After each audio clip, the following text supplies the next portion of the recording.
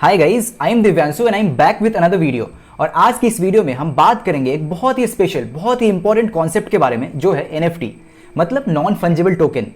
तो इससे पहले कि आप ये जानो कि ये इतना स्पेशल क्यों है, इतना इंपॉर्टेंट क्यों है और बेसिकली ये है क्या, इससे पहले मैं आपको कुछ ऐसी बातें बताता हूँ NFT के बारे में जिससे आप देख के टोटली सरप्राइज हो जाओगे। तो पहली बात तो NFT मार्केट में है 2014 से ही, लेकिन पिछले कुछ सालों में तो ये अलग ही लेवल पे पॉपुलर हुआ है। नवंबर 2017 से लेकर अब तक लोगों ने NFT पे $174 मिलियन तक खर्च किया है। मार्केट में कुछ लोग अपनी NFT बना के बेच रहे हैं तो कुछ लोग खरीद रहे हैं। लोग म्यूजिक की, आर्ट पीस की, वीडियोस की NFT बना के बेच रहे हैं और लाखों करोड़ रुपए बना रहे हैं बेस्ड ऑन कि वो कितना यूनिक है। देखो भाई, आर्ट की ना कोई डिसाइडेड वैल्यू नहीं होती और इसलिए इसकी ऑक्शन होती है। लेट्स से कि कोई एक पेंटिंग है जो मुझे कुछ खास अच्छी लग नहीं रही है और आपको भी अच्छी नहीं लग रही है, लेकिन कोई और अगर इसके लिए 1 करोड़ रुपए देने को तैयार है तो इसमें क्या प्रॉब्लम है।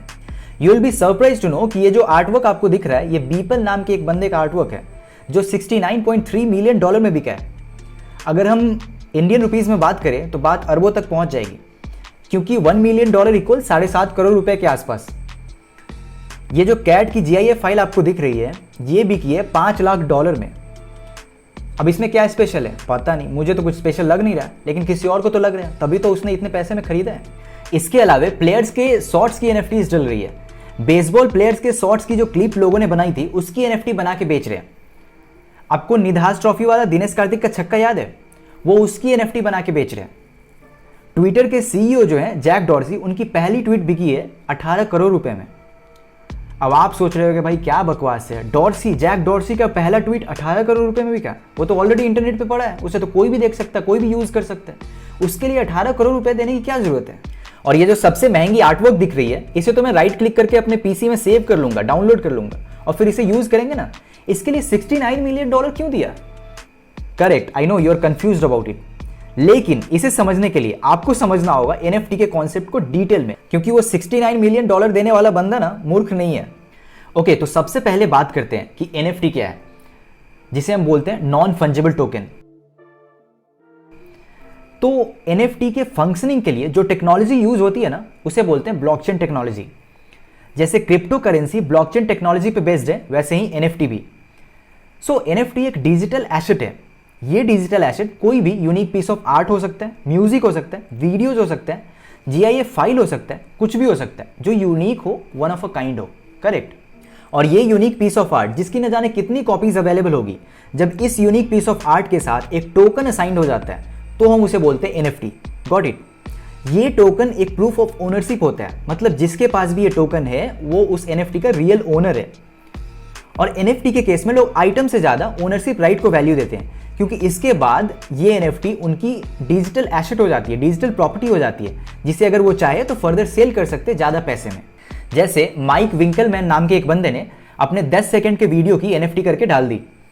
उस NFT को पाब्लो फ्रेल नाम के एक बंदे ने 5 करोड़ रुपए में खरीद लिया और उसके बाद कुछ महीनों के अंदर ही पाब्लो फ्रेल ने उस 10 सेकंड की वीडियो वाली NFT को 48 करोड़ रुपए में बेच दिया। तो आप देख सकते हो कि कुछ महीनों के अंदर ही उसने कितनी प्रॉफिट बना ली। सो इसलिए NFT के केस में आइटम से ज्यादा लोग उसके ओनरशिप राइट की वैल्यू देते हैं, क्योंकि इसके बाद उनकी डिजिटल प्रॉपर्टी बन जाती है ना ये। सो आई होप कि आप समझ गए होंगे कि NFT क्या है। So let me summarize it again. तो NFT एक unique piece of digital art, music, video, GIF file, कुछ भी हो सकता है। इसके साथ एक टोकन असाइंड होता है, जो टोकन ब्लॉकचेन लेजर में स्टोर्ड होता है, जहां पे उस NFT से रिलेटेड सारी इंफॉर्मेशन मेंशन्ड होती है, जैसे उस NFT का रियल ओनर कौन है, पिछला बायर कौन था, सेलर कौन था, सारी इंफॉर्मेशन अवेलेबल होती है उस टोकन के नाम से उस ब्लॉकचेन लेजर में। Correct. So now I hope कि आप समझ गए होंगे, राइट? अगर हाँ तो कमेंट करके अभी बताओ। Okay, so now you know कि अगर इस बीपल के आर्टवर्क को हमने राइट क्लिक करके अपने पीसी में सेव कर लिया तो इससे कुछ फर्क नहीं पड़ना, क्योंकि हम इसे देख तो सकते हैं, यूज तो कर सकते हैं, लेकिन इसका रियल ऑनर तो कोई और है, जिसके नाम पे इस आर्टवर्क की टोकन असाइंड है। ये प्रॉपर्टी उसकी है, सेव कर लेने से हमारी नहीं हो जाएगी। और जैसे कि मैंने बोला कि NFT के केस में आइटम से ज्यादा लोग प्रॉपर्टी राइट्स की वैल्यू देते हैं। अच्छा, NFT का फुल फॉर्म होता है नॉन फंजिबल टोकन। तो इसमें हमने ये तो समझ लिया कि टोकन क्या होता है और टोकन की क्या वैल्यू है, लेकिन इसमें एक और टर्म है नॉन फंजिबल। तो इसका क्या मतलब होता है? तो जैसा कि आप जानते हो कि NFT और क्रिप्टो करेंसी दोनों ही डिजिटल एसेट्स है और दोनों ही ब्लॉकचेन टेक्नोलॉजी पे बेस्ड है, लेकिन क्रिप्टो करेंसी फंजिबल है जबकि NFT नॉन फंजिबल है। So what does this mean? So fungible का मतलब होता है कि वो एक्सचेंज हो सकता है आपस में एक दूसरे से। फॉर एग्जाम्पल, अगर मैं आपको बोलूं कि भाई आप मेरा वाला एक बिटकॉइन ले लो और बदले में आप अपना एक बिटकॉइन मुझे दे दो, तो आप बोलोगे हाँ ठीक है ना, क्या फ़र्क पड़ता है, दोनों तो सेम ही है, दोनों की तो वैल्यू सेम ही है, दोनों एक बिटकॉइन ही है, चाहे वो मेरा हो या आपका हो, राइट। सिमिलरली अगर मैं आपसे बोलूँ कि भाई आप मेरा वाला 100 रुपये ले लो और आप अपना 100 रुपये का नोट मुझे दे दो, तो again you are agree with it, क्योंकि आप बोलोगे हाँ सेम ही है ना, दोनों तो सेम वैल्यू वाली है, दोनों की वैल्यू तो 100 रुपये ही है। सो ये आपस में एक्सचेंज किया जा सकता है क्योंकि दोनों की वैल्यू तो सेम ही है ना। इसलिए फिजिकल करेंसी और क्रिप्टो करेंसी फंजिबल है, लेकिन NFT नॉन फंजिबल होता है क्योंकि ये आपस में एक्सचेंज नहीं किया जा सकता। फॉर एग्जाम्पल, अगर मैं आपसे बोलूँ कि भाई आप मेरा वाला NFT ले लो और बदले में आप अपना NFT मुझे दे दो, तो ऐसा नहीं हो सकता क्योंकि दोनों ही NFT की वैल्यू अलग अलग होगी। एक NFT की वैल्यू क्या होगी ये डिपेंड करता है उसके यूनिकनेस पे, और मुझे भी नहीं पता कि मेरे NFT की वैल्यू क्या होगी, वो तो तब पता चलेगा जब मार्केट में जाएगा और ऑक्शन होगी, right. So I hope you got it why NFTs are non fungible, because इनकी वैल्यू अलग अलग होती है, right. Now the big question comes कि हम अपनी NFT बना के कैसे सेल कर सकते हैं या फिर किसी और की NFT कैसे खरीद सकते हैं। तो सबसे पहले मैं आपको बता दूं कि NFT इथेरियम ब्लॉकचेन पे वर्क करता है, और भी ब्लॉकचेन इसे सपोर्ट करते हैं, बट प्राइमरली इथेरियम ब्लॉकचेन पे ही ये वर्क करता है। और दूसरी बात, NFT खरीदी और बेची जाती है क्रिप्टो करेंसीज के थ्रू। तो इन सब के लिए सबसे पहले आपको चाहिए एक डिजिटल वॉलेट जिसमें आपकी NFT और क्रिप्टो करेंसी स्टोर्ड रहती है, और उस क्रिप्टो करेंसी का आप यूज़ करके फर्दर NFT खरीद सकते हो। और इवन अगर आप इस मार्केट प्लेस पे अपनी NFT बना के सेल करने के लिए लिस्ट करना चाहते हो ना, तो उसके लिए भी आपको इनिशियली कुछ फ़ी पे करना होता है, जो क्रिप्टो करेंसीज में ही करना होता है। उसे अगर हम डॉलर में बात करें तो अप्रॉक्स $8 से $10 तक तो लग ही जाता है मिनिमम। सो इसलिए आप पहले देख लो कि आपकी NFT सेल हो पाएगी भी या नहीं।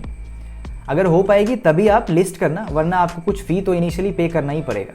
तो इन सब के लिए सबसे पहला स्टेप है कि आपके पास होनी चाहिए कुछ क्रिप्टो करेंसी। अगर नहीं है तो आप किसी भी क्रिप्टो प्लेटफॉर्म से, जैसे CoinDCX हो गया, CoinSwitchQuery, कहीं से भी आप एटलीस्ट $10-20 के इक्विवेलेंट इथेरियम खरीद लो।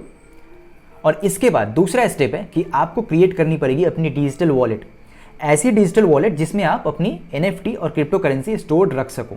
तो आप Coinbase में अपना वॉलेट क्रिएट कर सकते हो, या माई ईथर वॉलेट में, या फिर इनमें से किसी में भी आप अपना वॉलेट क्रिएट कर सकते हो। लेट्स से कि आपने Coinbase नाम के ऐप को डाउनलोड कर लिया और उसमें आपने वॉलेट भी क्रिएट कर ली, कुछ इथेरियम भी डाल ली।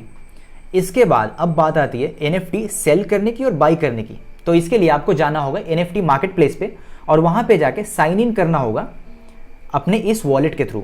अब कौन सा मार्केट प्लेस बेस्ट है NFT के लिए? तो बहुत सारे हैं, जैसे निफ्टी गेटवे हो गया, NFT शोरूम हो गया, मेकर्स प्लेस हो गया, atomic market, foundation, super rare, और जो सबसे ज़्यादा पॉपुलर NFT मार्केट प्लेस है ना, वो है रेरेबल और OpenSea। ज़्यादातर लोग इन दोनों को ही यूज़ करते हैं। तो लेट्स से कि आप रेरेबल के वेबसाइट पे गए, यहाँ पे आपको राइट कॉर्नर में 2 ऑप्शन दिख रहा होगा, साइन इन का और क्रिएट का।